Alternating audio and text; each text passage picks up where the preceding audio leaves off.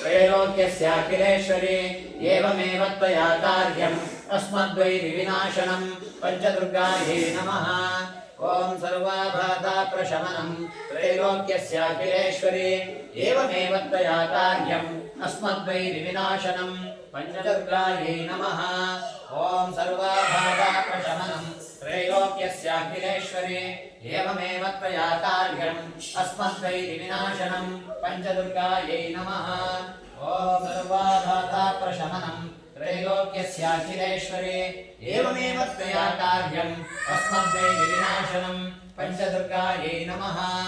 ॐ सर्वाबाधाप्रशमनं त्रैलोक्यस्याखिलेश्वरी एवमेव त्वया कार्यम् अस्मद्वैरिविनाशनं पञ्चदुर्गायै नमः।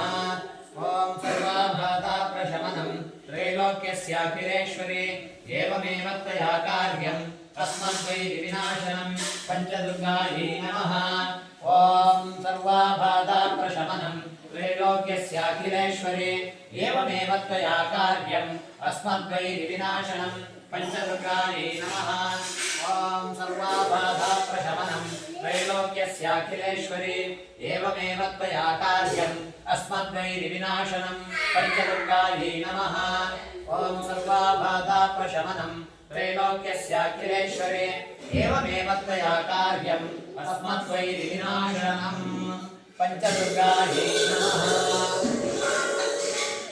ಯಾವ ಬಾಧೆಗಳಿದೆಯೋ ಆ ಎಲ್ಲ ಬಾಧೆಗಳು ಕೂಡ ಪರಿಹಾರ ಆಗಬೇಕು. ಸರ್ವಾಬಾಧ ಪ್ರಶಮನ ಯಾರಿಂದ ತ್ರೈಲೋಕ್ಯ ಮೂರು ಲೋಕಕ್ಕೆ ಒಡೆಯಲಾಗಿರತಕ್ಕಂಥ ತಾಯಿಯ ಅನುಗ್ರಹದಿಂದ ಏವಮೇವ ತ್ವಯಾ ಕಾರ್ಯ ಪೂಜಿಸಿದ್ದಾರೆ.